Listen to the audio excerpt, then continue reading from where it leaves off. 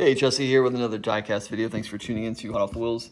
So a quick video for my new collectors out there, those who are just getting into the hobby of collecting diecast cars, or maybe you've been around and you just wanting another storage solution or option for your loose 1/64 scale collection and cars. So this is a great viable option for those, again, looking for storage solutions. So this isn't necessarily a display case. This isn't something that you're going to want maybe to present, you know, for aesthetics. This is just, again, for storing loose cars in it. I picked these up at Hobby Lobby. You may find them online. I know you can find them on Amazon. They are going to be a little bit pricier on Amazon from what I've seen, anywhere from $12 to $15 on Amazon, depending on what company or distributor you picked them up from. So I would, you know, search around, shop around to get the best price. But if you have a Hobby Lobby, I would highly recommend getting to them sooner than later for that $8.99 price point. They have gone up about $1 or $2 more. It's still not a bad price, even at $10 or $11 at Hobby Lobby. So with that being said, they are a 46 fixed compartmentalized container. Of course, it shows anything from, you know, storing loose thread and ribbon in there, but you can of course put Hot Wheels, which is our application today. So it opens up on both sides and like that. So with that being said, let's see. So yeah, it opens up on both sides, and you've got 46 fixed compartments or slots, and you've got one that's a little bit larger space right there to store like maybe a larger or longer die-cast car. So with that being said, we'll show you what that looks like. So once you've opened up your car, you've played with it, you know, or maybe your kids have, and you're looking for a storage solution, you know, all you gotta do is throw it in one of these slots, and it keeps it pretty well preserved and kept. Another tip or trick I would recommend, especially if you care about keeping them in great condition, you want to keep them well kept, then pick up some packing peanuts. You know, I'm sure if you get, you know, things coming to your house, you probably already have some of these in packages you've had, you know, shipped to your house. So just grab some packing peanuts, or maybe invest in some foam padding, some kind of inserts you can put in there that kind of keep it well preserved. And of course you can play around with these and mold them or shape them however you want to fit in there.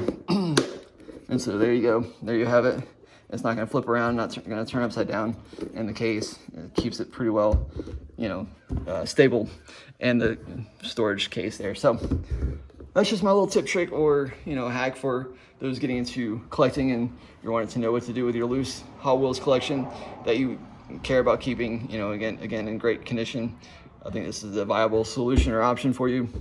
Of course, you can remove this little manufacturer label. It comes off pretty easy, so it should just peel right off. And of course, you're welcome to add your own personal touch, throw on a Hot Wheels decal or labels. You know, if you have kids, they probably, you know, like to put some stickers on them or whatever. So that's just my little tip, trick, or hack for you. Let me know your thoughts, of course. This is what it looks like when it's full. Again, it may not be the most aesthetically pleasing thing to the eyes with all the, you know, different bubble wrap and all the packing peanuts I have in them. But again, it works really well, in my opinion. If you have a different, you know, storage solution or option, I would definitely love to know. Drop me a comment. What do you use? You know, what do you store your loose collection in that you care about keeping, you know, again, preserved?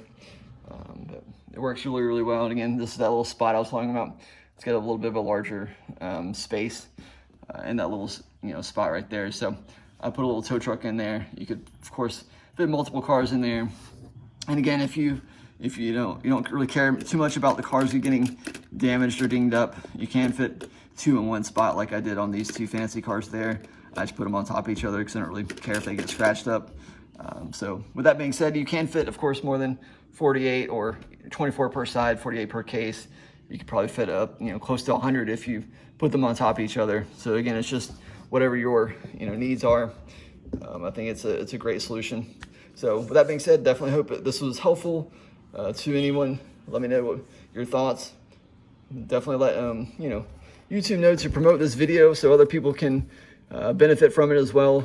Leave a like on the video, drop me a comment. You know, feel free to share it in your diecast communities if you think this is helpful or beneficial to collectors and those looking to store their 1/64 scale cars. Again, this is just what I do. If you have a better mousetrap, definitely would love to hear it. Thanks for tuning in. Stay safe, happy hunting out there, and I will see you all in the next diecast video very soon. Take care.